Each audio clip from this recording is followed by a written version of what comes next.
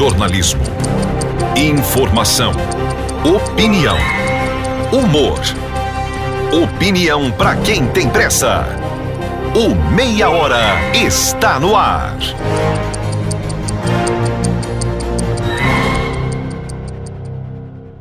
Sejam todos bem-vindos, bom dia, boa tarde, boa noite, boa madrugada para quem nos escuta, para quem nos assiste pelo Fonte 83 ou em outras plataformas. Aqui do meu lado direito, Adriana Bezerra. Tudo bem, Adriana? Como é que foi, Diana? No virada de ano, foi bem? Muito bem, obrigada. Em todos os sentidos? Bom sentido, com a família, com saúde. Financeiramente. Talvez melhorar um pouquinho. Torço para que 2019 seja um pouquinho melhor. Professor, seja bem-vindo. Feliz ano novo. Como é que foi de virada? Tudo nos conformes, sem grandes novidades, com a família, compartilhando todo mundo, a felicidade de estarmos passando o novo ano. Bom, nada de especial, de extraordinário.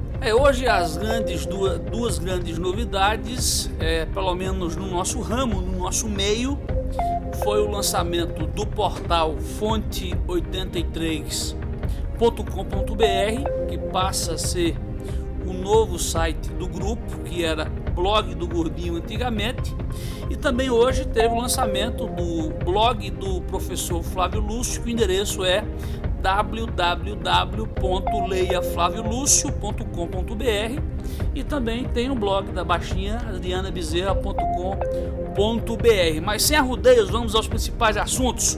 Ricardo Coutinho lidera a pesquisa com 63,5% para prefeito de João Pessoa. João Azevedo toma posse, empossa secretariado, funde órgãos e assina decreto que reduz a conta de energia. Na metade do segundo mandato, Luciano Cartacho ainda não cumpriu um terço das promessas de campanha. E Bolsonaro toma posse, defende fim da corrupção e assina decreto que aumenta o salário mínimo para R$ 998. Quer começar por onde, professor Flávio Lúcio? Bom, vamos começar pela primeira manchete aqui, sobre a pesquisa que foi publicada em primeira mão pelo Fonte 83 e que eu repercuti com um texto de análise no meu blog, lançado hoje, como você mencionou, Leia Flávio Lúcio, em que Ricardo aparece nas intenções de voto na pesquisa estimulada com 63%. O candidato mais próximo de Ricardo é o Rui Carneiro, né? Mas acho que 8,9%. Isso, algo. Inclusive o consultor do método está aqui, o Júnior Gouveia, e um dos sócios, o nosso querido Raia, também está aqui para daqui a pouco conosco comentar esses números. O senhor teve alguma surpresa com esses números? Não, professor? não. Eu acho que quem... Não, 68%. Eu acho que esse microfone da Adriana está desligado. Tem algum problema aqui, ó.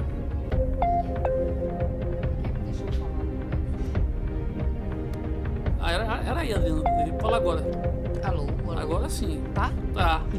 Pois bem, você achou pouco? Eu acho que é um boicote de Edson isso aí, tá? Eu tô sentindo. Você achou pouco o percentual do eu acho governador pouco Ricardo provável, eu acho realmente provável que se realmente o governador tivesse a disposição de disputar a prefeitura de João Pessoa, tem alguém que bata.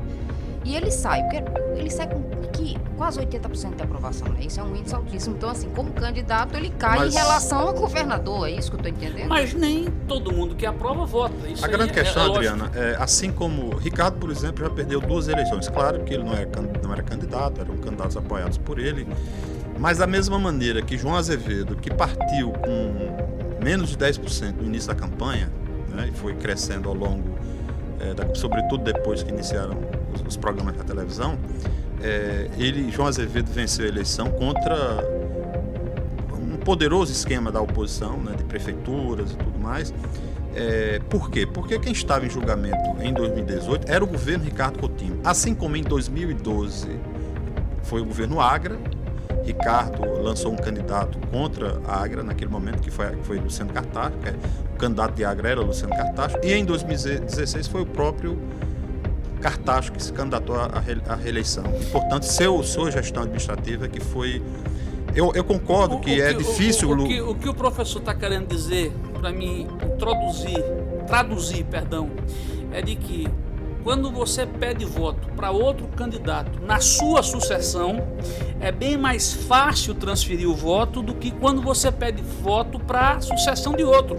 O que aconteceu com Estela em 2012 e com Cida em 2016. É mais ou menos isso. É isso. Agora, claro que quem vive em João Pessoa, quem conhece a política de João Pessoa, sabe muito bem que é muito difícil, será muito difícil, caso Ricardo seja candidato, que Ricardo perca essa eleição. O que eu estou dizendo é o seguinte: nós não temos que ter, já quase dois anos antes da eleição, que o resultado já esteja pré-definido. Nós precisamos ver como vai, por exemplo, como estará a gestão Luciano Cartacho daqui a 1 ano e meio.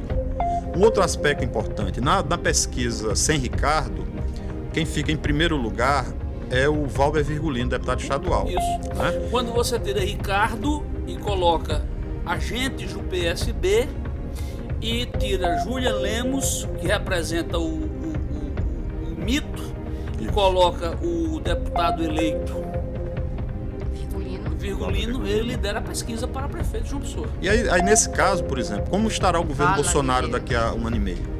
Então, essas variáveis, certamente elas terão influência. É bom lembrar que Bolsonaro venceu a eleição em João Pessoa com quase 55% dos votos no segundo turno.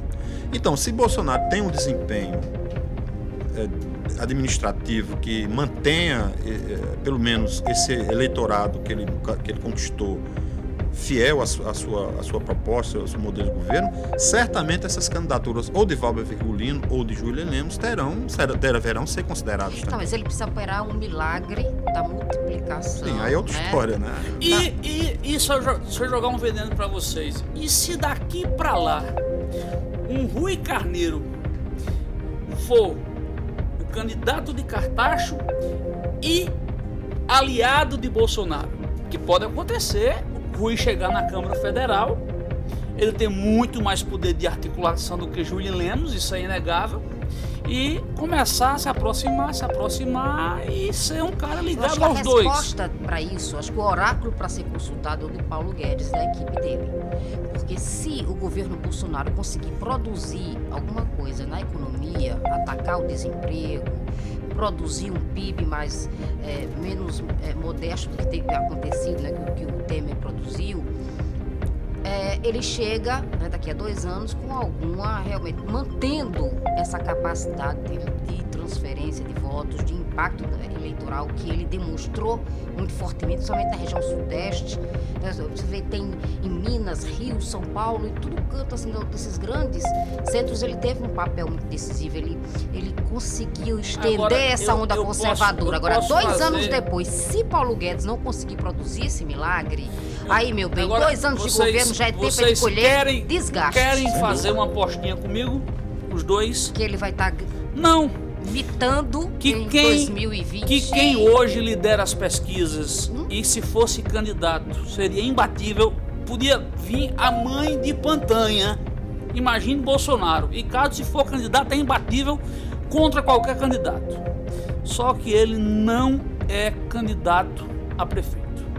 Ricardo não é candidato. Não esqueçam isso. Ricardo é candidato a governador consensualmente em 2022. Consensualmente. Mas ele combinou isso com... Claro que combinou. Eu lembro assim, claro eu fui que parabenizar. Combinou. Olha, esses acordos aí sempre... Eu hoje acordei com uma interrogação. Olha, Cássio e Ricardo tiveram o acordo de apoiar, de Ricardo recebeu o apoio em 2014 de Cássio? Recebeu sim. Foi feito um acordo? Mas não existe a relação entre João e Ricardo e João e Cássio. E Agra, totalmente nós tivemos não, casos. A relação Agra-Ricardo. Hoje eu acordei com a seguinte interrogação. Diga. Se João era governador desde 2014 e Ricardo era um super secretário, ou se João continua a ser um super secretário e Ricardo governador. Das duas, uma, isso está acontecendo. Aliás, ou João hoje... já era o governador, sem mandato, e Ricardo era um super secretário, ou o contrário. Ou João continua sendo um super secretário com apelido de governador. Essa, por hoje, mais que eu goste de João, inclusive... essa é a sensação que a Paraíba tem. Hoje. Ele fez menção a isso, né? Eu acho que alguém levou para ele essa interrogação porque ele fez questão de dizer: eu sou o gestor. Eu adoraria ter Ricardo como um consultor de luxo, né? Ricardo já se apresentou nessa condição, né? Eu sou... A gestão é minha, as decisões são minhas. Olha, ele fez questão de dizer, óbvio, né? Chover no molhado, mas ele fez questão de fazê-lo justo porque muita gente acordou com essa mesma sensação, Fabiana. Agora... Eu só parei de ter essa sensação quando o João sinaliza a promoção. Hoje de manhã tu acordou com isso, já respondeu? Isso, mas veja que João dá um recado que Ricardo não deve ter gostado nada disso. No momento em que ele assina um decreto que reduz a conta de energia na Paraíba, ele está dando um recado que Ricardo poderia ter assinado em dezembro, novembro, em outubro, setembro, enfim. Os anúncios de fusão de secretaria, de redução de gasto, em certo sentido, ações que já indiretamente, né, já mostram que Ricardo poderia também ter tido essas ações e não fez porque, pelo menos, estava pensando no plano político. Claro que isso poderia ter impacto e, normalmente, esse tipo de decisão é tomado no início do governo. Agora, Fabiano, sobre essas relações, veja bem, é um dos próximos textos que eu já estou produzindo essa análise para o blog, uma questão que precisa ser analisada é o seguinte: nós vamos ter uma reestruturação na oposição paraibana. A oposição paraibana ela foi praticamente dizimada. Nós tivemos a derrota. Comprar muita cola super isso, boa, e né? claro, esse prazo de reestruturação vai acontecer depois de 2020, quando nós vamos ter mais ou menos claro o quadro dessas lideranças. João Pessoa com quem vai ficar, Campina, qual o papel dos Ribeiro a partir de 2020 na sucessão que vem em seguida, enfim, em torno de quem a oposição na Paraíba vai se reaglutinar, né? Porque existe um campo vazio, um espaço vazio. E Ricardo e o PSB... Você está querendo dizer que o Super Bonde não atende mais para... pelo nome de Cássio Cunha Lima? É o seguinte, não tem o espaço da oposição... Cássio está se lixando para política. Esqueça Cássio para isso. Para qualquer coisa. Tássio de Ariceto ligou para ele semana passada sobre o PSDB Nacional e disse: me tire dessa. Eu quero distância desse ramo. É uma aposentadoria? É, sim. Acho que Cássio já percebeu que sua liderança se esgotou e, claro, ele vai apostar na liderança do filho, assim, né? como o pai fez. Isso. Aliás, se ele tem cometido a mesma estratégia do pai lá em 2002, quando senador da República disse: chegou minha vez, vou parar, meia volta vou ver, sou candidato a federal e meu filho candidato a governador. Quem teria mais tido êxito na eleição? Você acha que Pedro ou Lucélio? Mesmo perdendo, quem seria melhor? Pedro, de longe. Cássio seria eleito federal ou não? Sem dúvida. Quem estaria hoje liderando a oposição? Provavelmente Pedro. Como Cássio, quando o pai perdeu a convenção em 1998 para José Tagino Maranhão. Sem dúvida. Então, faltou essa humildade de Cássio nesse sentido, de sentir... E ousar um pouco também, né? De saber a hora de parar, né? Exato. Eu acho que ele estava tão concentrado em desarticular a própria Mas veja, o que isso tem a ver... E os planos dos cartachos que acabou realmente... Desarticulou mesmo, né? Pois é. Essa situação da oposição, ela tem a ver também. Eu acho que não está fora do prognóstico sobre o impacto que isso vai ter, por exemplo, nessa relação Ricardo-João. Se João, por exemplo, tiver direito à reeleição e quiser ser candidato, como é que essa situação vai ser resolvida? Não, isso não vai. A chance é zero. Pô, Fabiano, é como eu disse, eu posso achar difícil algo acontecer, mas em política a gente nunca pode dizer que nada pode acontecer. Eu, graças a Deus, tenho mais acertado do que errado nas minhas projeções.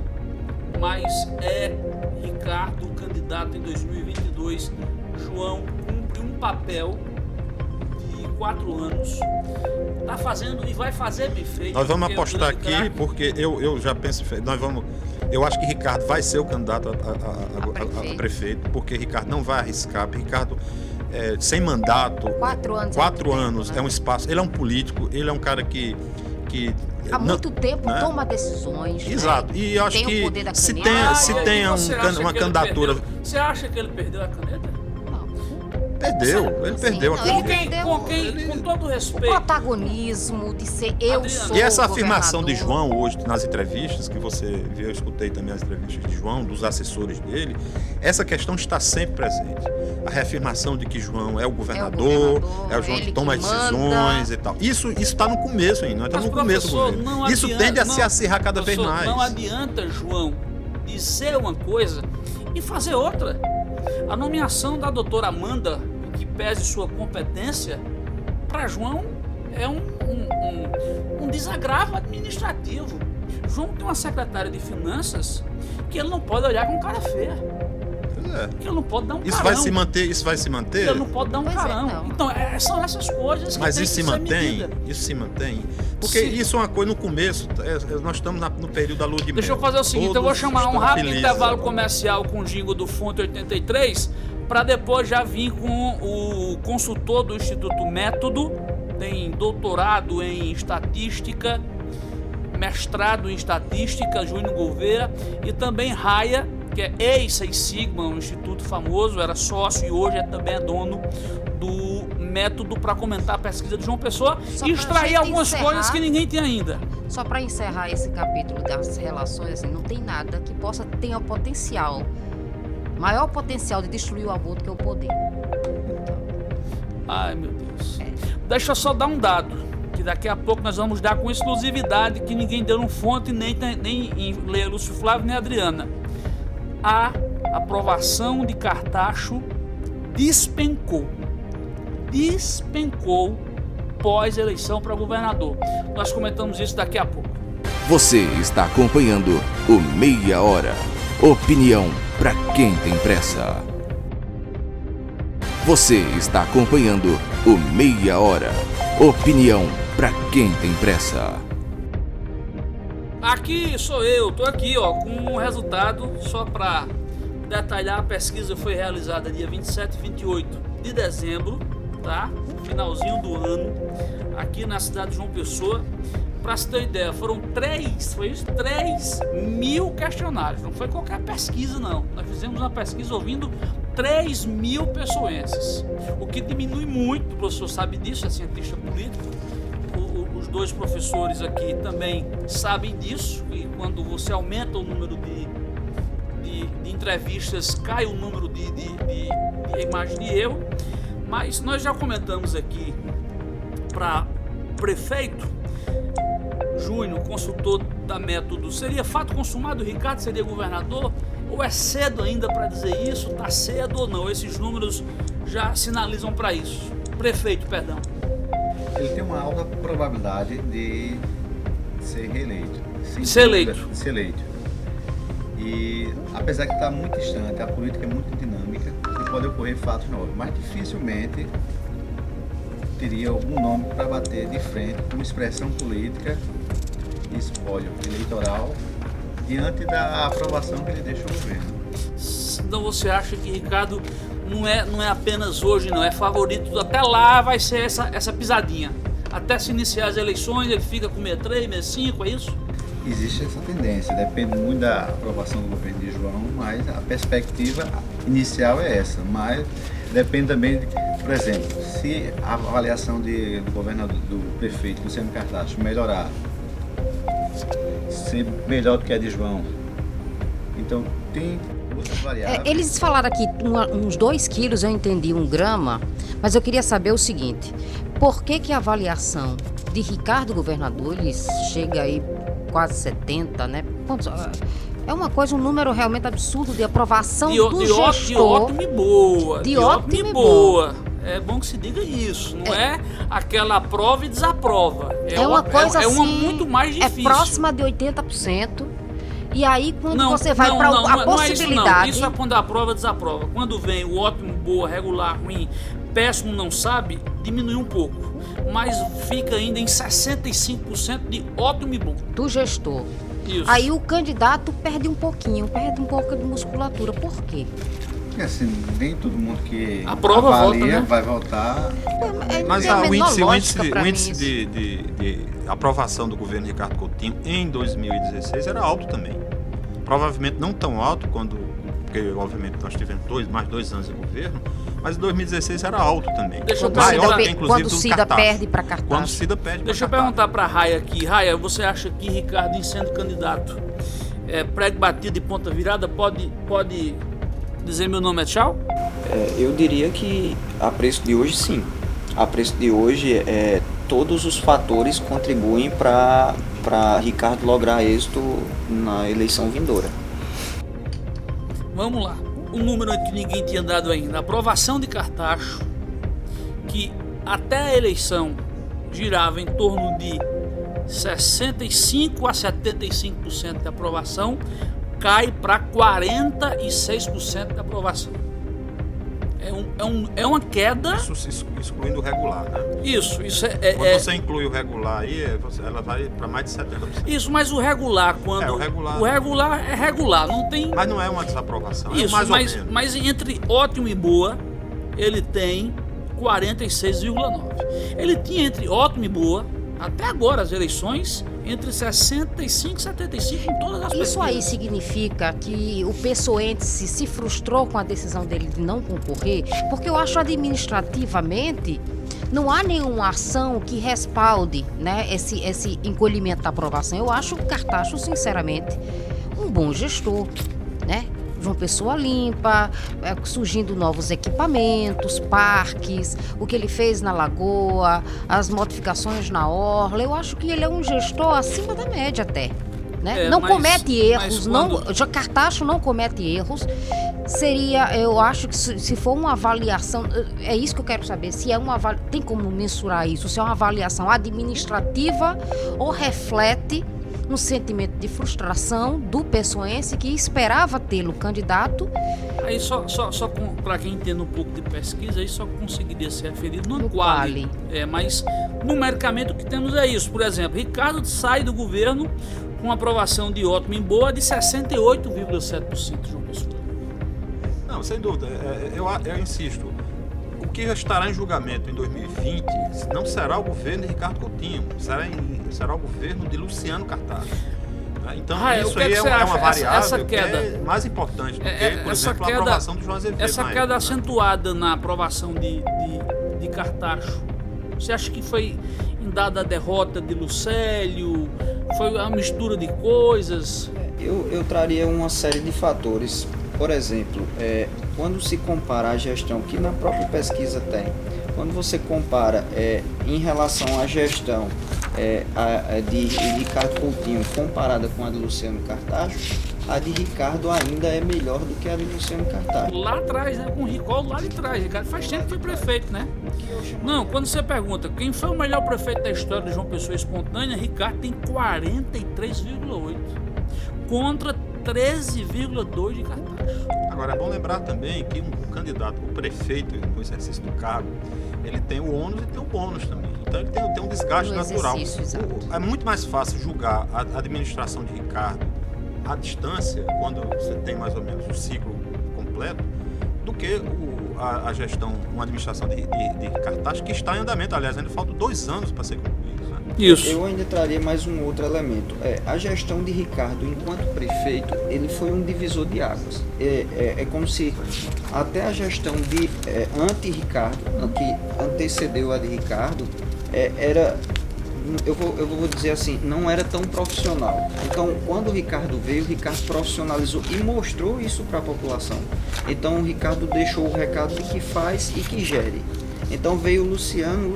Não é que o Luciano seja um mau prefeito. Ele tem uma aprovação aí de 49%. Caiu significativamente.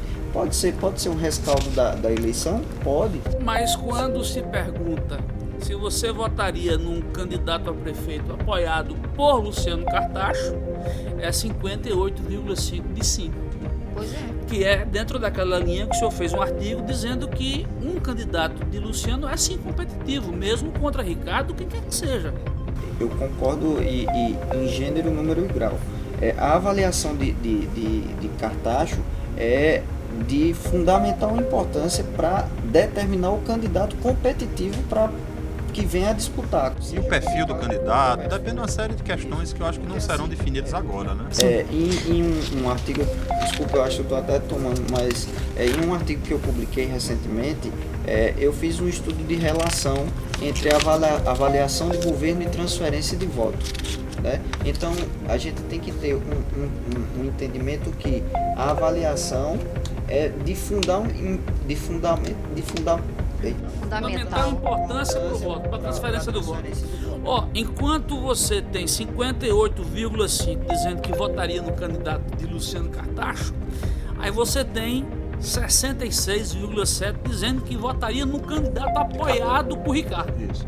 Ô Fabiano, você deve lembrar, eu fiz questão de postar no meu blog agora um artigo que eu escrevi ainda no início do ano sobre João Azevedo, sobre a potencialidade da candidatura de João Azevedo. Isso. Que todo mundo dizia, à época dizia o seguinte: não, João Azevedo não tem chance, Ricardo não consegue transferir voto, perdeu em João Pessoa e Campina Grande, perdeu 2 vezes em João Pessoa.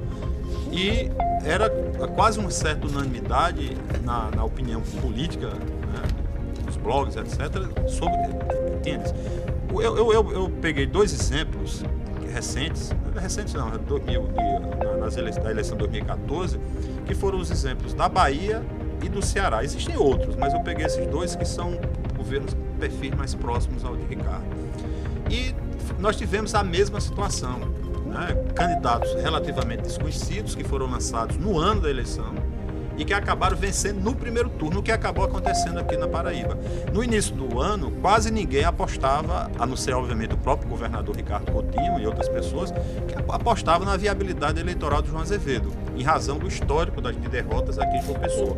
Porque o que estava em julgamento... O professor foi muito parecido, mesmo com o fator morte, com Paulo Câmara e Campos lá em Pernambuco. Câmara começou sendo esnobado, né? Esse aí tá morto. E não foi por conta só da morte. Não.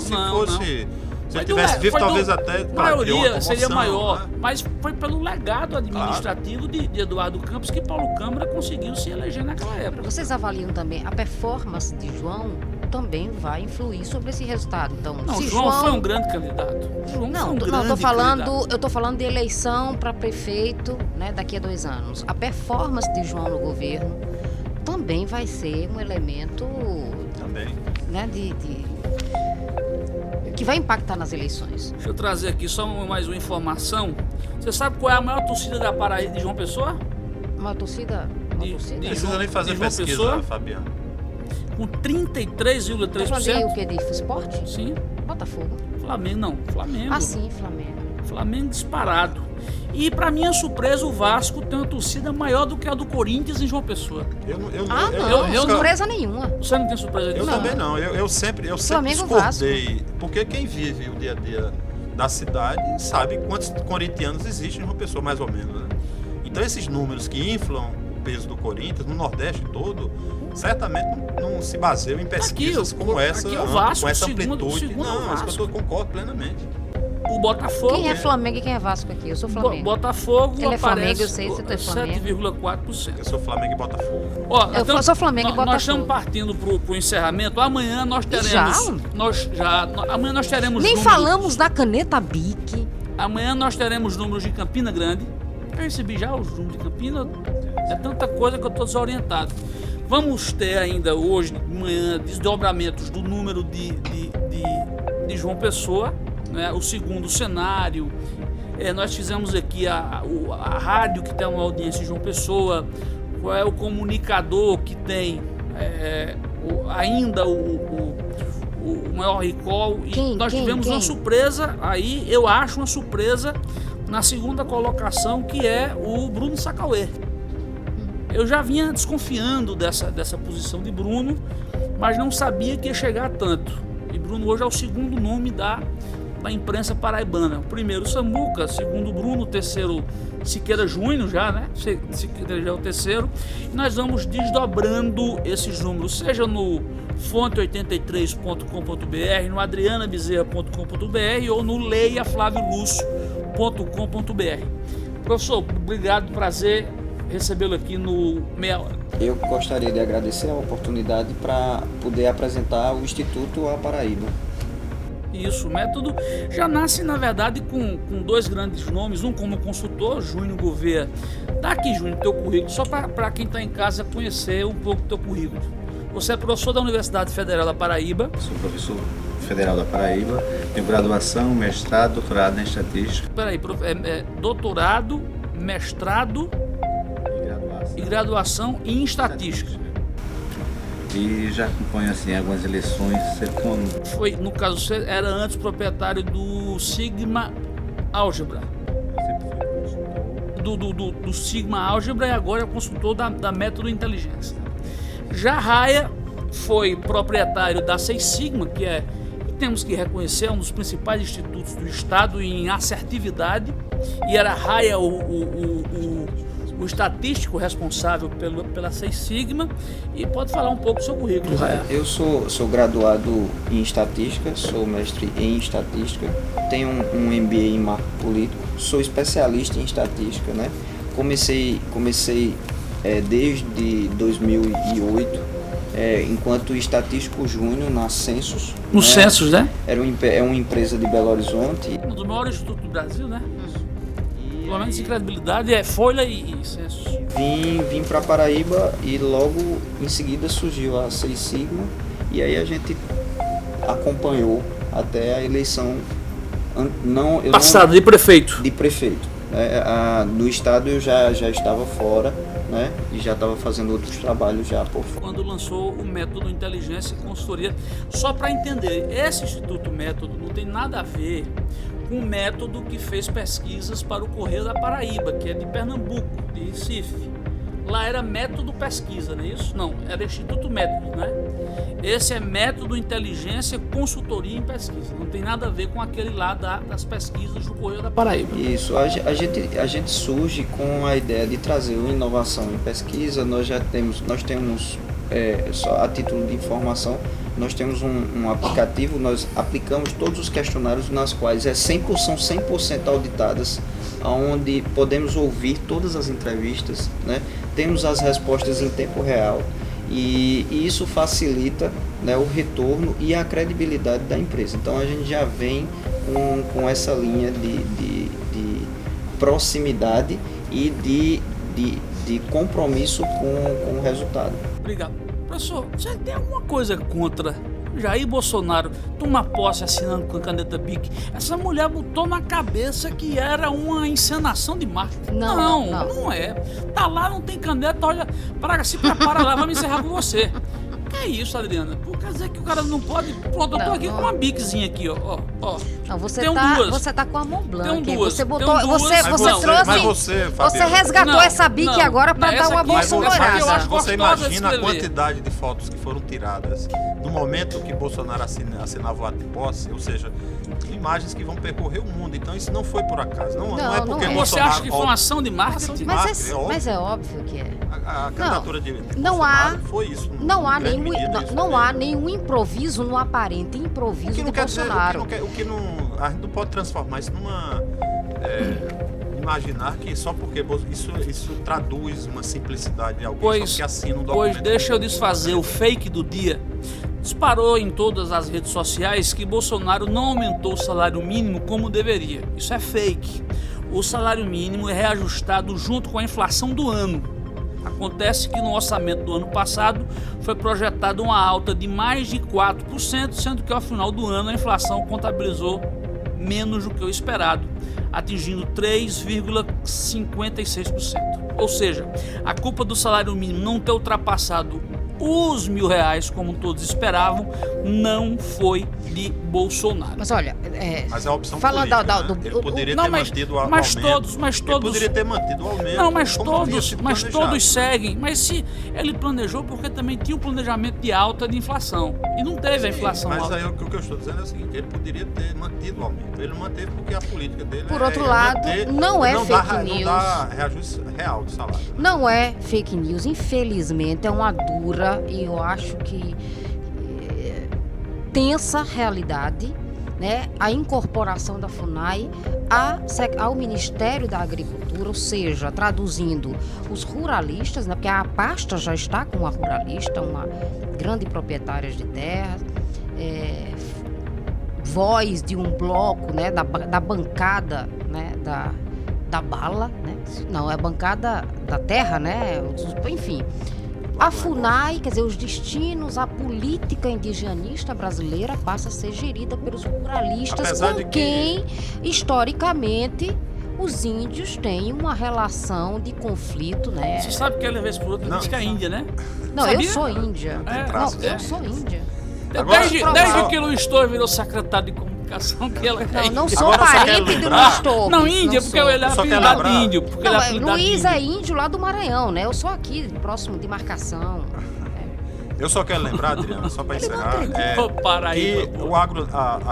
o Ministério da Agricultura sempre esteve na mão do agronegócio, ou com Lula, ou com Fernando Henrique, ou com Dilma. Essa não é a novidade. A essa risada mudança. do mudança dia- que tem é essa do entregar. A risada A do, FUNAI. a risada Do do dia de agronegócio. hoje É tem a pedir- ver com isso, viu? É pedir pra... Vamos né, à risada, pra atenção, a risada desculpe. política do dia para encerrar o programa? Risada política. Já? Tocou a musiquinha? Já. Meninos e meninas, falando... Adriano, olha, eu tenho uma Bix vermelha aqui, viu? Quem também assinou um termo, um livro de posse, sabe quem foi, Fabiano? Quem? Henri Vieira Bório Coutinho. Henri, E o foi filho do o filho ex-governador. do Mas o que ex-governador é que o menino Ricardo. tava Na hora fazendo que lá? Ele roubou, Ricardo a cena na assinou... posse. Foi. Ele roubou a cena, ele tomou Na hora que vacina, Ricardo mexeu assinou em o termo tudo, de foi. posse de Pequena João, traquinagem. Henri chegou assim, pegou a caneta, olha. Passou no dedo e também assinou. Quem sabe Henri não tá em 2052, candidato a prefeito de João Pessoa, não é verdade? 2052. É. Pelo menos presença de espírito ele, Ele tem. né? Pra tu roubar a cena. Ó, assim. Adriana, eu vou ler aqui pra tu uma turmazinha. Vou dar a chamada. Valber Virgulino, Doutora Paula, Cabo Gilberto, Moacir Rodrigues, Eduardo Carneiro, Camila Toscano, Ranieri Paulino, Manuel Ludogério, João Henrique, Caio Roberto, Galego de Souza e Tovar. Sabe o que é? A Deputados. turma da Sala B que faltou a posse de João Azevedo. Será recalque ou será Não, ciúmes? eu acho até deselegante eu ir Não é? pra posse do governador. É o governador de todos os É, um paraibanos. ato É recalque. Mas É. o próprio o governador da Paraíba e de Pernambuco e do Maranhão e do Rio Grande do Mas o Norte e do governador é uma Ceará coisa. não foram para posse de Bolsonaro. O governador não ir é um ato, é um ato político. Eu acho que o Não, deputado, institucionalmente o deputado eles erram, não. faltar Vamos combinar que a eles essa erram posse institucionalmente. É uma responsabilidade política e institucional. Os Eu acho que governadores, que, os claro que isso governadores do não Nordeste altera deram um recado nada. a Bolsonaro. Aí é outra coisa. Ah, Mas se sim. já é oposição, todo mundo já sabe. Esses deputados não custavam nada ter da posse. É um ato de. Não, gente, eu não sei por que como vocês foi acham que deselegante, tem como pesos foi. diferentes. Não. Eu acho deselegante. relações deselegante institucionais. o governador também ter ido. É deselegante.